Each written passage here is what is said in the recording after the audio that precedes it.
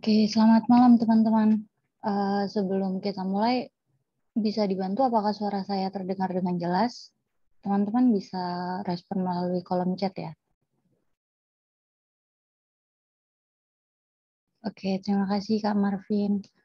Terima kasih Kak Syifa. Oke, selamat malam teman-teman. Selamat datang di sesi Zoom untuk program Basic Web Developer ya. Ini untuk sesi Zoom malam hari ini untuk kelas PHP ya teman-teman. Jadi kemarin sudah mempelajari HTML, CSS, dan JavaScript.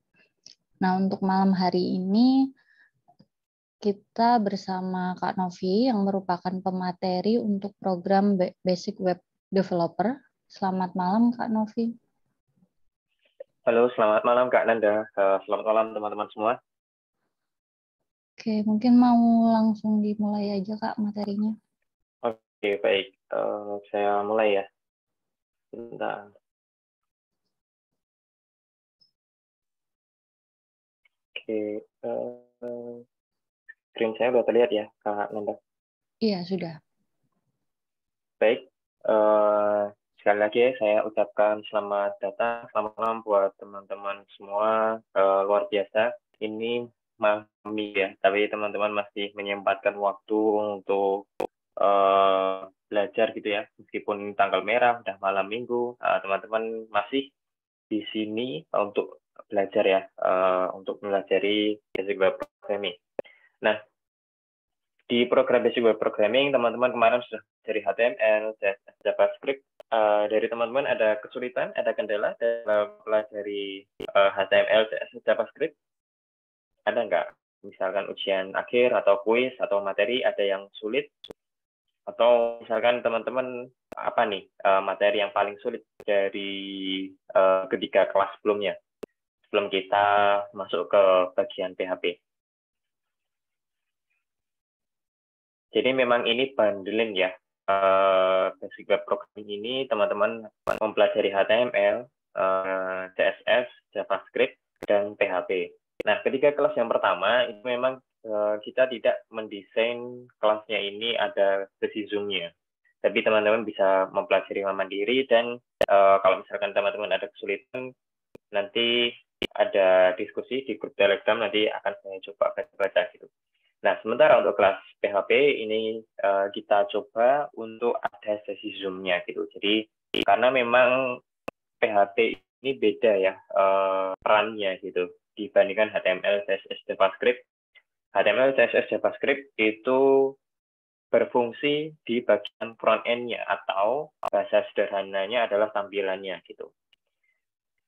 Nah, sementara di PHP itu kita bermain di bagian back-end atau proses logika di belakangnya. Misalkan seperti fitur login, register, tampilan halamannya itu diatur oleh HTML, CSS, JavaScript. Tapi misalkan kalau proses login seperti pencocokan username, pencocokan password dari database, itu kita menggunakan PHP ya, untuk proses di back-end, proses logika di belakangnya. Jadi itu sebenarnya peran di antara 4 kelas tersebut, HTML, CSS, JavaScript, PHP. Ini kelihatannya nggak ada kesulitan ya dari teman ya. Jadi kita coba untuk bahas ya PHP pada malam hari ini. Nah, untuk PHP, kelas PHP ini kita membutuhkan XAMPP ya, aplikasi XAMPP. Kalau misalkan teman-teman menggunakan Linux, itu tidak memerlukan ya, jadi nanti tidak menggunakan XAMPP, tapi nanti ada instalasi untuk Apache. Nah, kalau teman-teman menggunakan XAMPP, disarankan ini kita mengambil versi 7,4 atau kalau misalnya teman-teman mau 8 juga oke aja. Tapi kalau misalkan teman-teman Windows-nya ini masih menggunakan 32 bit, ini bisa mengikuti link di sini untuk bisa menggunakan XAMPP. Jadi memang ini kalau misalkan kita buka website XAMPP sekarang, mungkin sekarang sudah otomatis versi PHP 8 gitu dan menggunakan Windows 4 bit. Kalau misalkan 32 bit pakai link yang di sini saja. Nah, pertama kita coba untuk jalankan XAMPP terlebih dahulu. Di sini saya sudah menjalankan XAMPP dan pastikan modul Apache dan MySQL di sini berubah menjadi warna hijau gitu. pastikan bukan berwarna kuning atau merah, tapi berwarna hijau. Kalau berwarna hijau berarti untuk Apache dan MySQL-nya ini berjalan dengan lancar gitu. Nah, selanjutnya setelah menjalankan XAMPP, teman-teman ketika membuat sebuah file, itu pastikan disimpan di folder htdocs untuk PHP ya.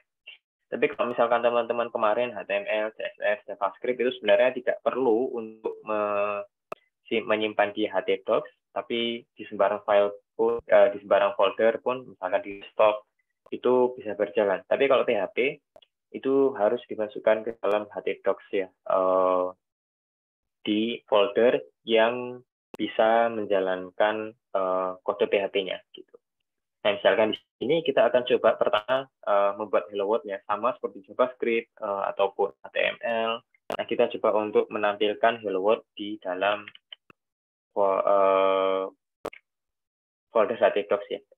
Nah, di sini sudah kita berada di folder htdocs. Nah, biasanya kalau kita tidak mengubah-ubah settingannya, settingan letak folder ketika instalasi XAMPP, itu pasti letaknya ada di drive C, kemudian folder XAMPP, dan di dalam folder htdocs. Nah, di sini kita coba buat folder baru, new folder, misalkan di sini adalah PHP, misalnya PHP HC gitu. Nah, kemudian kita buka dalam Visual Studio Code. Open with code.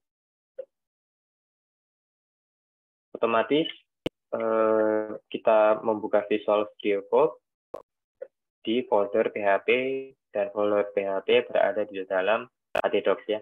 Kemudian kita buat baru, misalkan hello.php.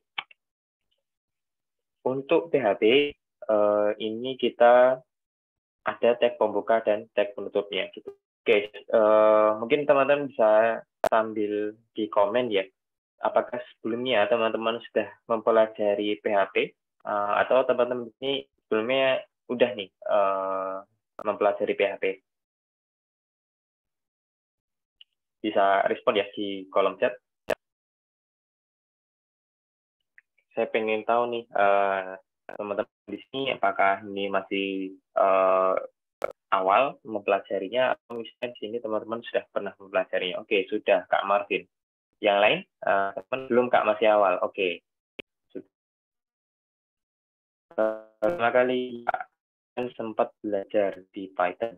Oke, sudah Kak Anissa ya. Baik. Oke, sip. Nah, ini karena ada yang belum, ini sedikit ya saya untuk remind sedikit penjelasan kalau misalnya teman-teman ini ada yang baru belajar PHP. Nah, di PHP ini ada tag pembuka dan tag penutup. Nah, untuk tag pembuka dan tag penutupnya menggunakan buku tanda tanya PHP, kemudian untuk tag penutupnya itu adalah tanda tanya fungsi seperti ini. Dan kalau misalkan untuk mencetak sebuah tulisan itu gunakan perintah echo, kemudian tanda petik hello world. Dan untuk PHP ini wajib menggunakan titik koma, berbeda dengan JavaScript ya. JavaScript itu tidak wajib menggunakan koma. Kalau tidak menggunakan titik koma tidak error, tapi kalau menggunakan titik koma pun itu juga tidak masalah gitu. Tapi kalau untuk PHP ini menggunakan titik koma seperti itu. Ini kita tutup dengan koma, kita kemudian kita buka di browser localhost, kemudian /php /hello.php. Nah, kenapa /php dan /hello.php? Karena di dalam folder htdocs kita menyimpannya di folder PHP. Dan di dalam folder PHP kode PHP, kode hello world yang kita ketikkan di sini itu berada di file hello.php. Makanya di sini URL-nya itu diarahkan ke php/hello.php. Seperti ini. Kita jalankan. Nah, ini hello world. Oke. Ini masih cukup mudah ya. Selanjutnya, ini untuk variabel dan input output dasar. Ini sedikit kasar. Ini karena teman-teman juga sudah mempelajari ya untuk PHP.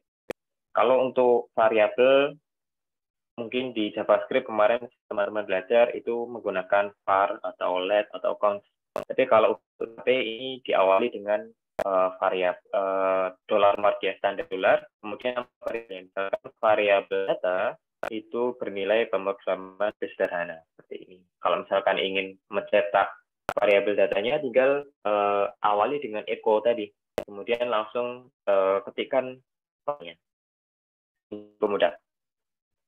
Ini menggabungkan dua variabel atau dua string atau variabel dan string itu menggunakan titik. Ini teman-teman nanti bisa coba.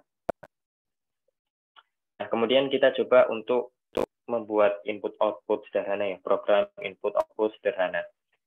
Teman-teman sebelumnya pernah mempelajari di HTML, di kelas HTML kemarin belajar untuk interface atau tampilan dari form di dalam website ya, di dalam HTML. Tapi ketika diklik tombol submit atau tombol simpan, itu belum terjadi apa-apa. Nah, kenapa? Karena memang di situ kita hanya baru membuat tampilannya saja. Kita belum membuat proses di belakangnya. Nah, proses di belakangnya itu menggunakan PHP ini. Nah, sekarang kita akan coba untuk buat file baru, misalkan form.php. Kemudian kita ketikkan template untuk HTML. Misalnya di sini H1 form sederhana. Kemudian di bawahnya ini ada form untuk tag form ya. Form. Nah, di dalam form ini kita coba buat label. Nah, di bawahnya label ini adalah input type text-nya, kemudian tombol submit-nya. Jadi pertama label, kemudian misalkan di sini nama, kemudian di bawahnya, di sampingnya itu adalah input type text. Ini kita beri name, misalkan isian nama, selanjutnya untuk tombol submit-nya. Di sini kita beri nama yang akan submit, tombol submit, value-nya submit. Oke, kita simpan. Sekarang kita coba buka di sini di form.page.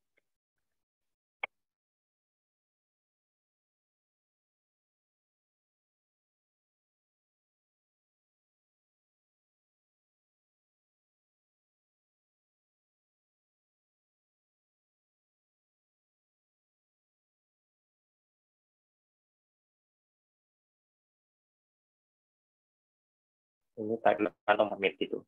Nah, kita akan coba untuk sedikit membuat program sederhananya. Jadi ketika tombol submit-nya ditekan, kita ingin menampilkan hasilnya, hasil inputannya di bawahnya. Gitu. Nah, caranya di file yang sama, ini kita masukkan kode PHP di bawahnya. Kemudian kita masukkan tulisan, misalkan hasil atau isian nama, misalkan isian nama. Ini titik koma, kemudian di bawahnya ini kita beri percabangan. Jika, atau sini ya, kita beri komen, jika tombol submit sudah ditekan, maka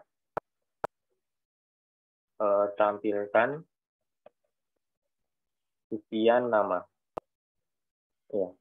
Jadi ini logiknya ya, logika sederhananya adalah seperti ini. Jika tombol submit sudah ditekan, tampilkan nama. Tapi kalau misalkan tombol submitnya belum ditekan, jangan menampilkan isian namanya, karena memang belum ada isinya ya. Nah, kalau misalnya kita kembali ke browser, kemudian ini kembali ke form.php, nah tampilannya akan seperti ini. Misalkan belum ada isiannya, ini diberi isian terlebih dahulu. Nah, sekarang untuk bisa mengubah logika ini ke dalam kode PHP, kita tuliskan kode PHP-nya. Misalkan jika tombol submit sudah ditekan, bagaimana caranya kita tahu tombol submit sudah ditekan atau belum? Kita gunakan if. Oke, ini ada yang lupa ya. Jadi ketika kita sudah masuk ke bagian PHP, form ini harus ditambahkan atribut method. Kemudian metodenya apa? Sementara untuk saat ini kita juga menggunakan metode post terlebih dahulu. Tadi saya jelaskan untuk metode yang lain. Misalkan adalah get gitu ya. Tapi sementara ini post dulu. Nah, ini kita kembali ke sini. Jika tombol submit sudah ditekan, artinya adalah jika tombol submit sudah ditekan, bagaimana caranya kita bisa mendeteksi apakah tombol submit sudah ditekan atau belum? Caranya adalah dengan menggunakan iset. Iset ini digunakan untuk mengecek sebuah variabel apakah sudah memiliki nilai atau belum. Nah, ketika tombol submit itu ditekan, otomatis variabel tombol submit ini ya, tombol submit itu akan memiliki nilai gitu.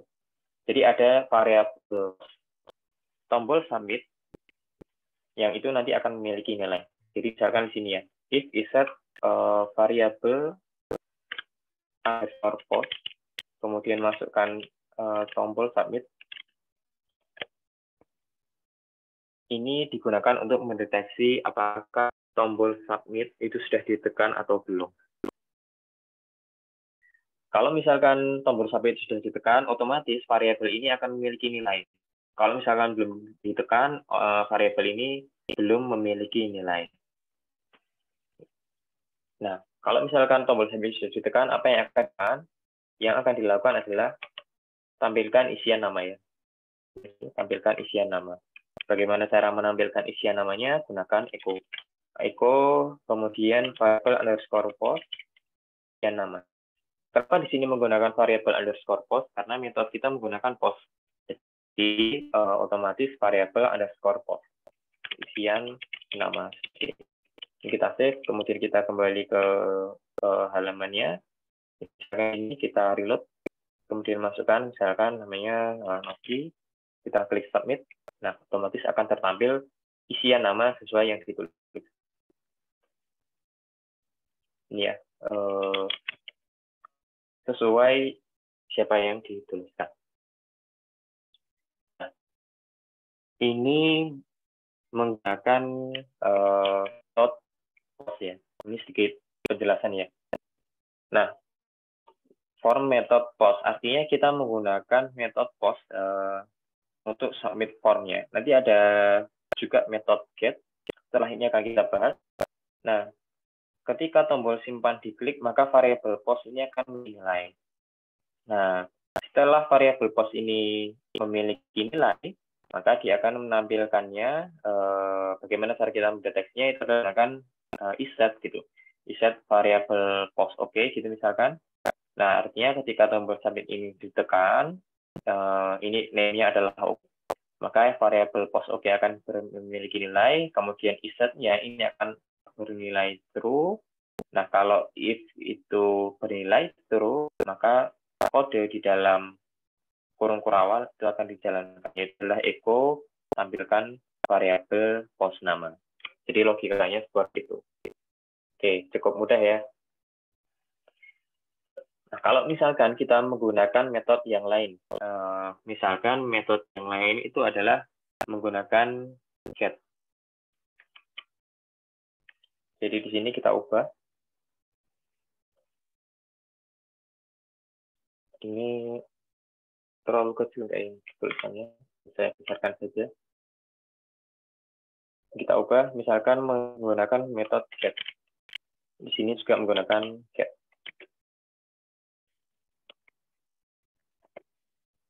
Ketika kita save, kita kembali ke form.php, kita reload. Kemudian kita ketikkan namanya, kemudian klik save. Nah, kalau kita lihat dari halamannya itu sebenarnya tidak ada proses yang berubah. Tapi kalau kita lihat URL-nya, ada yang berubah nih. Ada yang berbeda dari metode post yang sebelumnya kita gunakan. Nah, perbedaannya adalah kalau kita menggunakan metode get, isiannya itu akan ditampilkan di URL gitu. Misalkan di sini isian nama sama dengan Novi. Kalau misalkan kita ganti namanya gitu ya, misalkan pakai ketika kita klik submit, nah isian namanya berubah sesuai yang kita tuliskan gitu. Nah, ini kalau misalkan menggunakan metode get. Tapi kalau kita menggunakan metode post, misalkan di sini, ini saya ubah langsung ya, post. Ketika kita klik simpan, kemudian kita kembali ke form.php, kita klikkan isian nama, submit. Nah, form.php-nya ini tidak ada data yang dioper ke dalam URL. URL-nya bersih gitu, tidak ada data yang ditampilkan di URL. Nah, itu adalah perbedaan menggunakan metode post dan get. Nah, ini kita menggunakan atau membuat sebuah aplikasi form sederhana, tapi ini masih ditampilkan di halaman yang sama. Kalau misalkan ditampilkan di halaman yang berbeda atau misalkan mengirimkan data dari satu halaman ke halaman yang lain, bagaimana caranya? Di sini kita tambahkan saja di dalam atribut form itu menggunakan action, kemudian masukkan file PHP yang digunakan untuk memproses isian dari formnya. Gitu. Jadi misalkan isian namanya itu ingin dioper atau dilempar ke file proses.php, maka masukkanlah di sini proses.php. Jika kita simpan, kemudian kita buat nih file proses.php-nya. Nah, misalkan ini sama ya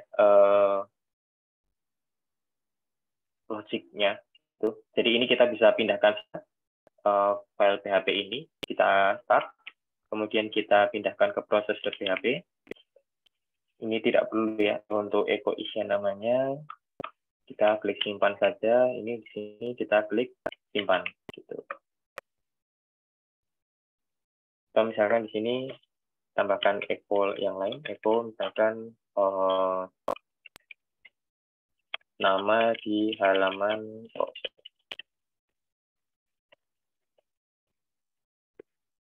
Klik simpan. Kemudian kita coba ya di form.php ini kita reload. Kemudian kita isikan nama, misalkan seperti ini, Satya, kemudian kita klik submit. Nah, perhatikan ini kita berpindah halaman. Gitu. Jadi yang semula adalah form.php, ini kita berpindah ke proses.php. Ini kita coba lagi form.php, misalkan masukkan nama, Adit, gitu.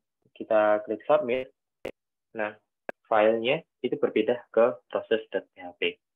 Jadi, gunakan action untuk mengarahkan data ini mau diproses di file apa gitu. Misalkan ingin diproses di file proses.php, maka action-nya itu harus bernilai proses.php. Kalau misalkan yang lain gitu ya, misalkan olah gitu, olah data.php, maka ubah jadi olah data.php. Oke, ini masih cukup mudah ya. Kita kembali. Nah, tadi kita sempat membahas penggunaan metode post dan get. Nah, sebenarnya untuk post dan get itu sebenarnya penggunaannya berbeda ya. Untuk get itu sebenarnya digunakan kalau misalkan ingin datanya itu terekspos gitu ya. Biasanya kalau misalkan seperti bookmark atau ya seperti itu ya, penanda-penanda gitu, itu menggunakan get. Tapi kalau misalkan untuk data-data yang kredensial, misalkan data-data yang confidential, rahasia gitu, misalkan username dan password gitu. Misalkan form untuk login, atau misalkan form untuk data gitu ya, data personal seperti itu, maka gunakanlah metode post. Jadi bukan get, tapi post. Agar datanya itu tidak tertampil di URL. Kalau misalkan kita menggunakan get, maka datanya akan tertampil di URL seperti ini gitu. Namanya kelihatan, kemudian kalau misalkan menggunakan password itu nanti akan terlihat juga gitu kalau kita menggunakan metode get. Tapi kalau kita menggunakan metode post, dia tidak terlihat di URL. Oke. Ini masih cukup mudah, ini basic. Saya kira teman-teman tidak akan kesulitan ya untuk yang sesi pertama ini. Nah, selanjutnya kita akan coba untuk masuk yang materi kedua. Ini sudah masuk ke bagian database dan operasi olah data ya. Manajemen database, CRUD kalau teman-teman familiar. Jadi operasi CRUD itu sebenarnya kepanjangan dari create, read, update, delete. Create itu membuat atau menambah data, read itu membaca data atau menampilkan data, update mengubah data, kemudian delete menghapus data. Tapi untuk pertama kita coba untuk mendesain database-nya terlebih dahulu, untuk membuat tabel, kemudian bagaimana caranya mengkoneksikan database, kemudian dikoneksikan ke file PHP kita. Nah, misalkan di sini kita akan coba untuk membuat database sekolah yang di dalamnya itu ada satu tabel, yaitu adalah tabel siswa, dan di dalam tabel siswa itu ada kolom, 3 kolom, yaitu adalah ID, nama, NIS. Jadi urutannya atau hierarkinya, yang paling atas sekolah, di dalam sekolah, database sekolah ada tabel siswa, di dalam tabel siswa itu ada 3 kolom, ID, nama, dan NIS. Oke, kita langsung saja praktek untuk membuka database kita. Kalau misalkan kita menggunakan PHP SAMPP atau PHP, itu gunakanlah PHP MyAdmin. Jadi localhost / PHP MyAdmin. Nah, PHP MyAdmin ini digunakan untuk kita mengakses database yang kita miliki. Sebenarnya bisa saja ya menggunakan terminal gitu, tapi akan lebih sulit, teman-teman juga harus menggunakan kode di terminalnya gitu. Nah, akan lebih mudah kita menggunakan PHP MyAdmin seperti itu. Misalkan di sini kita buat new, buat database baru, misalkan di sini sekolah, kemudian kita klik create. Nah, setelah kita klik create, kita buat tabel, yaitu adalah tabel siswa. Di kolomnya adalah 3 ya, jadi ID, nama, dan NIS. ID, nama, dan NIS. Untuk nama kita gunakan varchar, NIS, nomor induk ya. Jadi ini nomor, gunakan INT saja. ID, INT saja, tidak masalah. Kita coba. Nah, di sini ID, karena ini merupakan kunci utama, kita tambahkan di sini ada, kita geser ke kanan ada AI ya.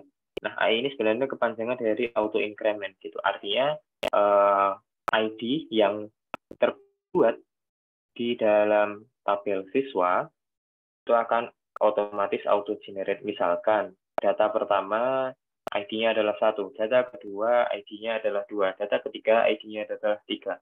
Tanpa kita harus mendefinisikan ID di setiap proses, otomatis nanti dari database akan meng-auto generate gitu.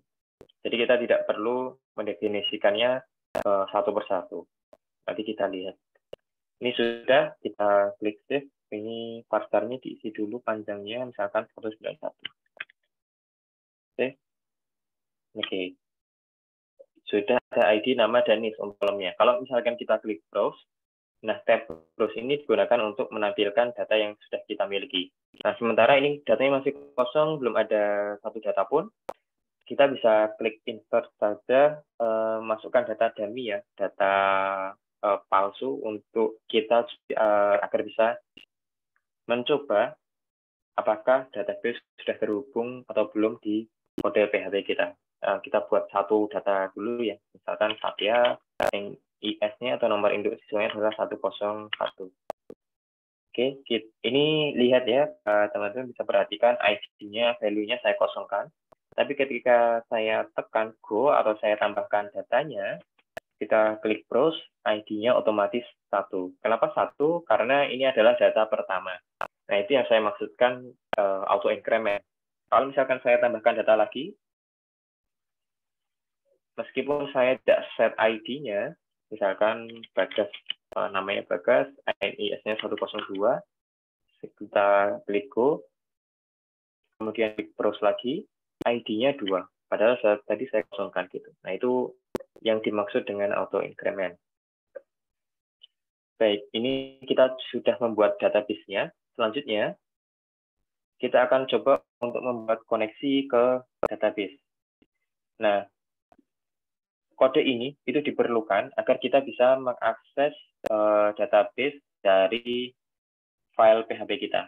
Nah, caranya bagaimana? Ini di sini kita akan coba untuk membuat file yang dengan nama koneksi.php. Ini di sini saya buat koneksi.php. Kemudian pembuka PHP. Nah, saya masukkan 4 variabel. Pertama server, kemudian saya buatkan 4 sekaligus server, username, kemudian password, kemudian selanjutnya adalah database. Ini 4 variabel ini atau 4 nilai ini yang kita butuhkan ya untuk bisa mengakses database. Pertama adalah server. Nah, karena di sini kita masih di lokal, belum kita hosting kemanapun, maka kita servernya gunakan localhost. Atau localhost itu IP-nya 127.0.0.1 ya. Kemudian username, kita masukkan username XAMPP, phpMyAdmin. Username phpMyAdmin. Default-nya itu adalah root. Kalau misalnya teman-teman belum ubah dengan username yang lain gitu. Sementara untuk password, kalau misalkan teman-teman belum ubah settingannya, itu kosong. Tanpa password pun itu bisa masuk untuk phpMyAdmin. Tapi kalau misalkan teman-teman sudah mengubah username dan password-nya di phpMyAdmin, ini otomatis menyesuaikan ya untuk variabel username dan password. Selanjutnya database, tadi kita sudah membuat sebuah database dengan nama sekolah. Maka kita masukkan database-nya adalah sekolah. Nah, selanjutnya setelah memiliki 4 nilai ini, 4 variabel ini, kita gunakan sebuah function, yaitu adalah MySQLi Connect. MySQLi Connect. Oke. Di sini sudah ada panduannya ya. Otomatis parameter pertama atau isian pertama itu harus kita masukkan hostname-nya atau servernya. Hostname-nya itu adalah server. Kemudian yang selanjutnya, di sini dia minta username-nya. Username-nya sudah kita masukkan ke dalam variabel username. Selanjutnya password-nya. Dan yang terakhir itu adalah database.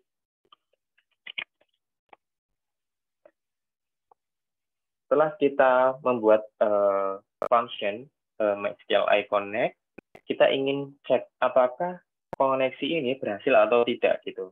Nah, caranya if connection, jika koneksinya berhasil, maka tampilkan echo koneksi berhasil seperti ini. Sekarang kita akan coba tes apakah koneksinya berhasil atau tidak dengan cara mengakses file koneksi.php. Seperti ini kita tekan enter. Nah, dia sudah menampilkan koneksi berhasil. Artinya kita sudah berhasil terkonek dengan database. Nah, kalau misalnya teman-teman mau tes ya, ini jangan-jangan cuma mainan asal-asalan aja gitu. Ini teman-teman bisa matikan, coba matikan MySQL-nya, kemudian bisa di-reload halaman ini. Nah, otomatis tidak bisa connect, gitu, gagal ya. Ada tampilan, ada error, no connection could be made gitu. Karena memang MySQL-nya ini kita matikan dari XAMPP-nya gitu. Jadi kalau misalkan gagal terkoneksi, otomatis dia menampilkan warning atau tadi tulisan koneksi berhasil tidak muncul. Ini kalau misalkan saya nyalakan lagi modul MySQL-nya, kemudian saya reload, koneksi berhasil. Nah, itu adalah cara untuk mengkoneksikan database dengan file PHP kita. Selanjutnya, kita akan coba untuk membuat operasi CRUD ya. Ini kita buat untuk tadi, kita sudah membuat database sekolah. Di dalam database sekolah ada tabel siswa untuk menyimpan data-data siswa. Kita buat folder baru saja, misalkan di sini sekolah. Kemudian di dalam sekolah ini ada file baru, yaitu adalah misalkan index.php atau terserah ya, sembarang, misalkan home.php. Di dalam home ini kita ingin membuat kode untuk menampilkan data dari database. Jadi gini, ini kita sudah mempunyai dua data siswa, yaitu Satya dan Bagas. Nah, kita ingin bisa menampilkan kedua data ini di dalam sebuah halaman website gitu. Jadi bukan ditampilkan di PHP MyAdmin seperti ini, tapi kita ingin menampilkannya di sebuah halaman website gitu. Nah, caranya kita akan buat home.php, dan home.php ini yang kita gunakan untuk menampilkan data dari database. Ini sementara kita buat untuk kode HTML-nya. Selanjutnya di dalam misalkan di sini kita tambahkan kode PHP untuk bisa memuat atau meloading data dari database. Ini kita buat kode PHP-nya. Pertama, kita harus menggunakan koneksi.php. Oke, ini biar mudah, ini koneksi.php-nya saya masukkan ke dalam sekolah.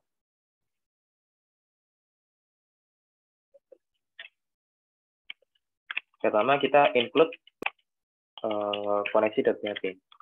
Nah, kenapa harus kita include koneksi.php? Karena kita ingin terhubung dengan database di halaman home.php.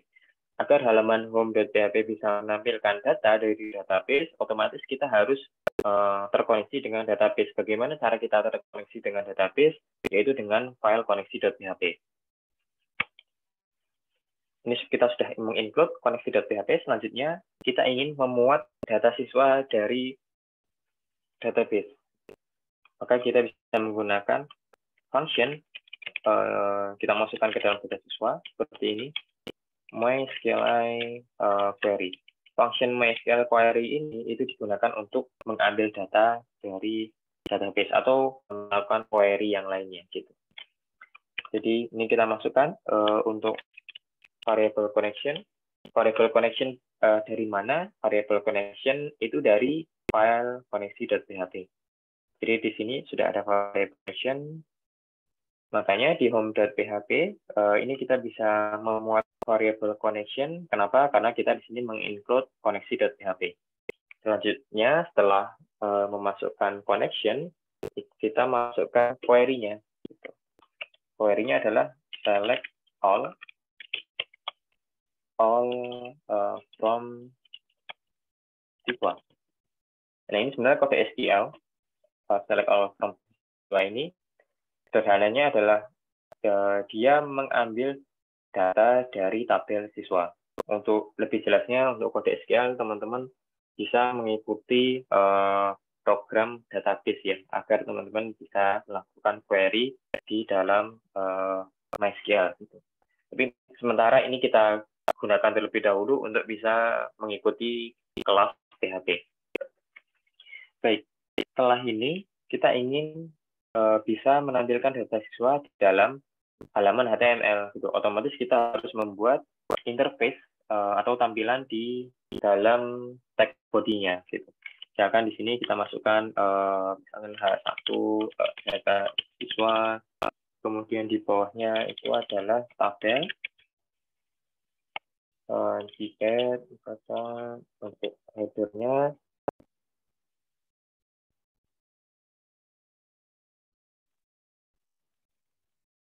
ada nomor, nama, ini aktif gitu. Nama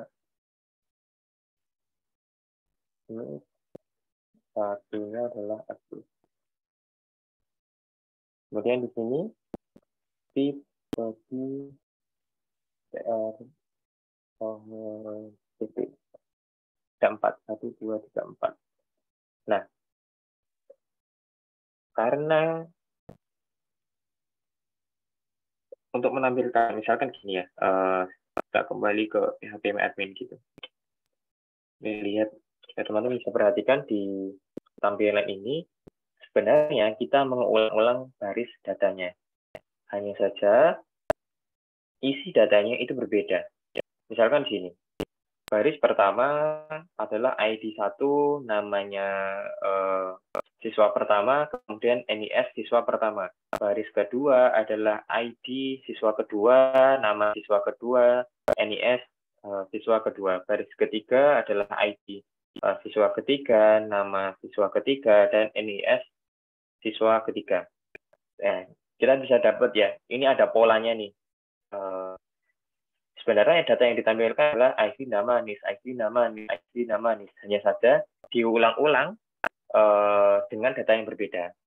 Nah, karena ini kita sudah dapat ya kata kuncinya, datanya itu sebenarnya diulang-ulang, tapi hanya saja datanya berbeda sesuai dengan urutannya gitu. Kalau siswa pertama ya Satya, kalau siswa kedua ya Bagas tadi misalkan. Maka di sini kita perlu melakukan looping atau pengulangan. Kita bisa menggunakan kode while di dalam PHP. While, kemudian kita tutup terlebih dahulu. While di sini misalkan baris atau ya baris ya. Baris sama dengan MySQL array, kita gunakan set array, dan selanjutnya adalah data siswa. Nah, maksud dari kode ini itu adalah kita melakukan looping. Apa yang kita looping? Yang kita looping adalah data siswa. Jadi misalkan data siswanya ada 2, kita looping 2 kali. Data siswanya ada 10, kita ulang-ulang data siswanya 10 kali gitu. Nah, setiap data itu nanti akan mengulang-ulang baris PR-nya gitu. Maka di sini kita tutup while-nya itu di sini.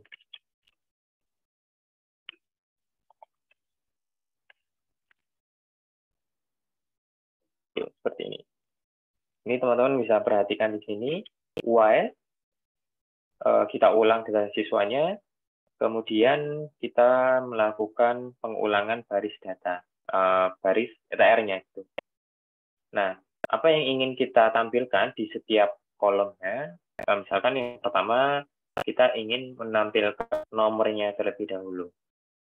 Dan di sini bisa menggunakan, oke ini nomornya, sementara saya hapus saja terlebih dahulu biar nggak bingung. Pertama adalah nama ya. Pertama adalah nama. Otomatis ini kita bisa menggunakan PHP, gunakan echo untuk menampilkan. Nah, apa yang ingin ditampilkan? Yang ingin ditampilkan itu adalah data baris, kemudian masukkan kata kuncinya. Kata kuncinya dapat dari mana? Itu dari nama kolomnya. Baris nama, yang kedua, itu adalah NIS. Kemudian selanjutnya yang ketiga, itu adalah untuk tombol hapus dan delete. Misalkan di sini adalah edit.php, edit, yang satunya adalah hapus.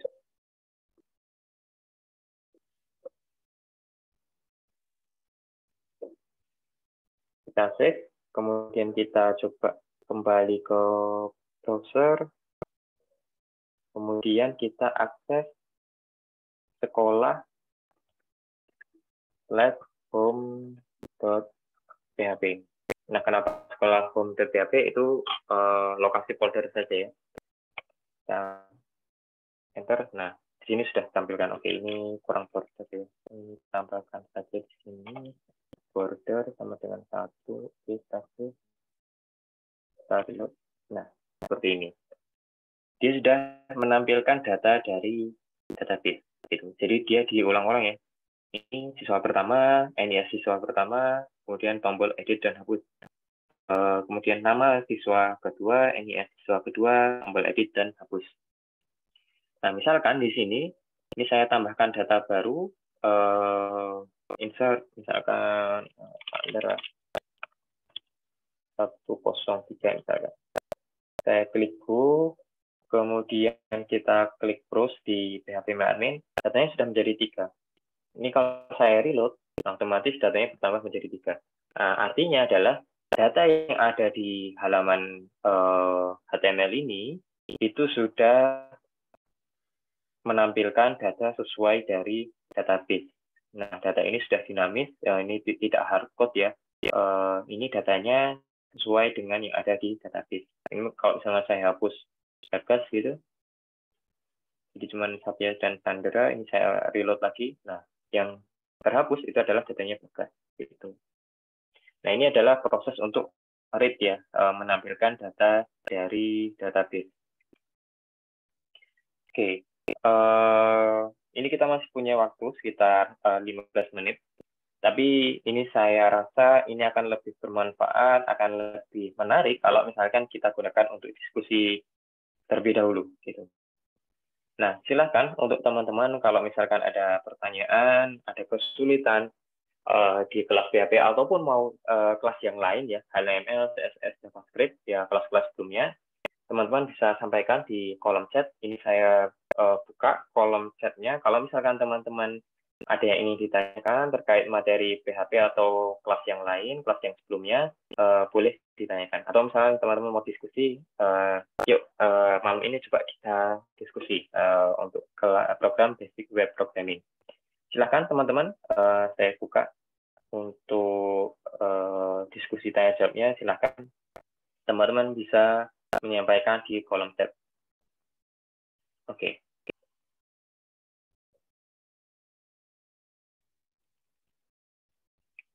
Ini semoga teman-teman bisa cukup mudah ya memahaminya agar teman-teman bisa membuat sebuah website itu pada akhirnya nanti. Oke, ini ada pertanyaan ya dari Kak Pens Galuh. Mohon izin bertanya, untuk database phpMyAdmin apakah bisa berupa gambar? Oke, ini menarik nih pertanyaannya nih. Nah, sebenarnya sebuah gambar nantinya kalau misalkan kita sudah membuat sebuah aplikasi website ya, gambar itu sebenarnya disimpan di dalam database seperti ini gitu. Tapi datanya itu disimpan di dalam folder atau storage yang kita miliki. Misalkan di sini kita masih menggunakan local server ya, kita masih menggunakan SAMPP, masih menggunakan localhost. Ketika kita menyimpan sebuah gambar, gambar itu tidak disimpan di dalam database seperti ini, tapi datanya itu disimpan di dalam folder htdocs gitu.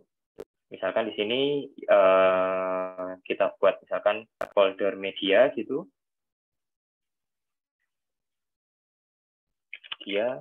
Nah, nanti file gambarnya itu akan disimpan di folder media ini. Nah, perannya phpMyAdmin apa? Peran phpMyAdmin dalam penyimpanan gambar ini, itu dia menyimpan nama filenya, gitu. Jadi misalkan sebuah aplikasi, misalkan sebuah fitur penyimpanan profil ya, data profil user gitu kan, biasanya ada nama, kemudian foto profil. Nah, di dalam database itu dia hanya menampilkan nama filenya saja. Misalkan di sini, ini saya tambahkan saja add one column after this profit misalkan. Profit. Dia akan berbentuk varchar string 191 ukurannya kemudian save. Nah, nanti kolom atau data profit ini dia hanya menyimpan nama file gambarnya. Sementara file gambarnya itu nanti disimpan di dalam folder. Gitu.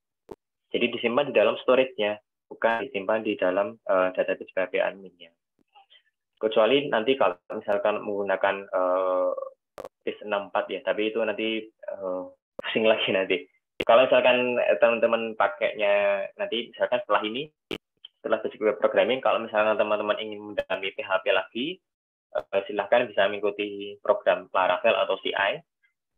Kalau misalkan teman-teman mau pakai backend yang lain ya, backend yang lain itu yang cukup populer mungkin ya Node.js, atau misalkan mau lompat ke Golang atau Java gitu silahkan.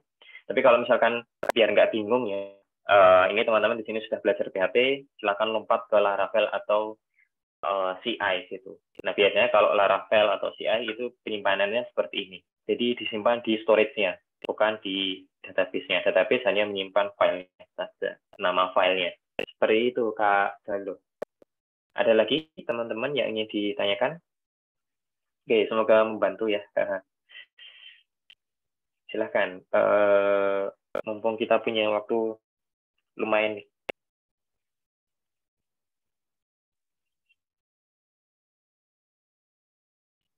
Dan ini framework itu sudah cukup banyak ya, teman-teman. Saya kira ini opini pribadi saya, untuk pemrograman native, PHP native, mungkin teman-teman tidak harus cukup dalam, tidak harus mendalami sampai dalam sekali, mempelajari PHP kemudian baru lompat ke framework. Tapi teman-teman bisa langsung berpindah ke Laravel atau CI kalau teman-teman tertarik ya, silahkan. Tapi kalau misalnya teman-teman yang ingin mendalami atau mencoba PHP native ya silahkan gitu. Cuman ini kita udah di fase-fase framework itu sudah banyak sekali, dan biasanya kalau di industri juga udah jarang ya yang pakai native kecuali mobile apps ya. Dan teman-teman bisa menggunakan framework saja gitu. Oke, selanjutnya Kak Agus Priyo izin bertanya, Kak, boleh ceritakan secara singkat Kak Laravel itu seperti apa? Nah, jadi saya sempat menyebutkan Laravel dan CI. Gitu. Secara sederhananya itu adalah kalau misalkan membuat sebuah aplikasi tanpa menggunakan framework, kita membuat dari nol gitu. Istilahnya ibaratnya kalau kita itu membuat rumah itu dari bata per bata. Jadi kita bangun batanya, kita semen, kita plester kayak gitu. Tapi kalau kita menggunakan framework, itu tinggal pasang-pasang saja gitu. Jadi dindingnya sudah ada, jendelanya sudah ada, jadi tinggal kita pasang-pasang saja kayak gitu. Nah, framework itu seperti itu.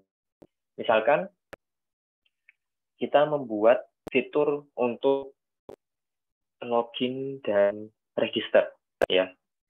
Login dan register untuk user gitu. Kalau kita tidak menggunakan framework, itu kita tulis kodenya satu persatu ya, line per line, baris per baris. Kita buat logic dari paling basic gitu, misalkan ambil data dari kolom, ambil data dari input username dan password, kemudian setelah input username dan password kita ambil, kemudian dicocokkan di database, setelah dicocokkan di database dan seterusnya, kan panjang sekali ya prosesnya. Tapi kalau misalkan menggunakan framework, tergantung frameworknya, proses itu kadang dipotong gitu, tidak dibangun dari awal, tapi tinggal kita pasang saja, kita gunakan saja. Kalau misalkan nanti teman-teman bisa coba Laravel, itu kita tidak perlu membangun kode baris per baris untuk fitur login dan register. Kita hanya cukup menjalankan di terminal sekitar 4 baris saja dijalankan, otomatis fitur username dan password itu sudah dibuatkan oleh Laravel. Yang kalau misalkan kita buat di PHP native atau tanpa framework, itu bisa panjang sekali kodenya. Gitu. Jadi seperti itu untuk Laravel ya. Semoga membantu. Kak Agus Priyo. Oke, selanjutnya pertanyaan dari Kak Am. Izin bertanya, Kak, apakah pada file home.php itu boleh diubah menjadi home.html, Kak? Atau untuk memproses CRUD harus antara file PHP ya, Kak? Nah, menarik nih. Untuk file home.php di sini, yang saya gunakan di sini, ini ya. sebenarnya boleh saja, sah saja. Nah, kenapa di sini home.php? Ini karena agar kode PHP-nya bisa dijalankan gitu. Kalau misalkan menggunakan HTML, nanti kode PHP-nya ini kemungkinan tidak bisa dijalankan. Tapi boleh dicoba ya. Setahu saya ini nggak bisa dijalankan kalau ini menggunakan home.html gitu. Nah, makanya di sini kita menggunakan ekstensi PHP, tapi disimpan di sini kita menampilkan interface HTML-nya gitu. Ini nanti sama juga di Laravel atau kode igniter, filenya meskipun hanya interface, itu disimpan di dalam ekstensi .php, bukan .html. Walaupun isinya itu adalah kode HTML, tapi disimpan dalam ekstensi .php. Nah, ini agar kode PHP-nya itu bisa dijalankan. Kalau ini kita coba saja lah, daripada penasaran gitu ya. HTML. Ini kemudian kita jalankan home.html. Nah, seperti ini contohnya. Interface-nya ditampilkan, tapi kita tidak bisa memuat data dari database. Nah, kenapa kita tidak bisa memuat data dari database? Karena untuk proses memuat datanya itu kita menggunakan PHP. Padahal ini ekstensinya .html, otomatis tidak bisa memuatnya kayak gitu. Jadi itu ke alam penjelasannya. Semoga membantu. Oke, dari teman-teman ada lagi?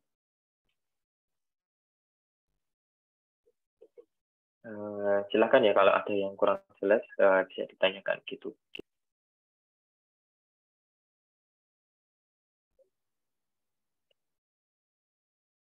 Ini ya, kalau kita save di .html, PHP-nya langsung berubah menjadi abu-abu gitu. Ini kode HTML berubah jadi abu-abu.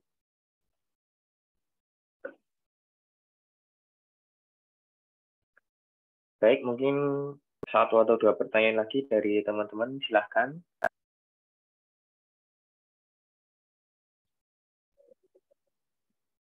Nah, selanjutnya ketika teman-teman nanti melanjutkan proses belajar di camp untuk kelas PHP, teman-teman setelah belajar ini, CRUD, teman-teman nanti juga akan mempelajari session, variable session, agar teman-teman bisa membuat aplikasi sederhana untuk login dan register ya, karena itu menggunakan session. Nanti bisa dicoba, itu ada di sesi ketiga dari kelas PHP.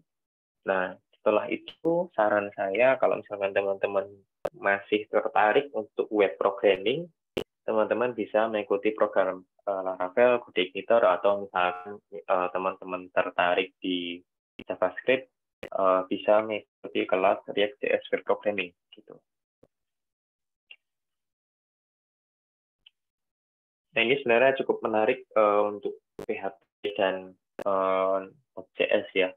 Ini masih cukup familiar untuk Laravel, ini masih banyak digunakan di Indonesia, di Timur Asia Tenggara. Jadi teman-teman bisa pelajari ini, entah Laravel, atau misalnya teman-teman mau Node.js, silahkan. Kalau misalkan teman-teman lebih tertarik ke front-end atau tampilan, seperti teman-teman kemarin sempat membuat HTML, CSS, JavaScript, silakan diperdalam di React-nya atau di Vue, seperti itu. Oke, kalau sudah tidak ada pertanyaan, mungkin saya kembalikan ke Kak Nanda. Mungkin sedikit pesan ya dari saya, ini teman-teman sudah di penghujung program. Silakan teman-teman manfaatkan, selesaikan programnya sampai selesai, mengikuti ujian akhir, dan saya cukup tertarik ya kalau misalnya teman-teman itu ada pertanyaan, kesulitan, silakan ditanyakan di Telegram. Dan misalkan kalau slow respon, teman-teman bisa DM saya gitu di Telegram C404 Novi gitu. Teman-teman cek saja di grup Telegram, search saja nama Novi, DM saja nggak masalah. Saya nggak keberatan ya kalau misalkan teman-teman tanya gitu, silahkan. Saya malah senang kalau misalkan teman-teman tanya-tanya gitu. Nah, nanti setelah teman-teman menyelesaikan ujian akhir, silakan teman-teman klaim sertifikat, bisa mengikuti program selanjutnya kalau teman-teman lebih tertarik ke framework untuk web programming. Itu dari saya kembalikan ke Kak Nanda. Halo Kak Nanda. Oke, terima kasih Kak Novi untuk waktunya pada sesi Zoom malam hari ini.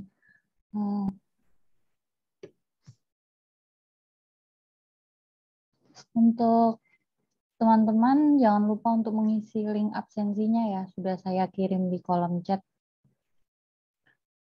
Untuk ujian JavaScript masih dibuka sampai tanggal 1 Agustus, lalu untuk PHP nanti ujiannya tanggal 6 ya teman-teman. Oke, Kak Ramzi nanti bisa cari di grup Telegram ya, ada nanti C404 Novi gitu. Bisa dicek di grup Telegramnya. Oke, mungkin kita cukupkan sampai sini saja untuk sesi Zoom pada malam hari ini. Terima kasih sudah meluangkan waktunya. Selamat malam teman-teman.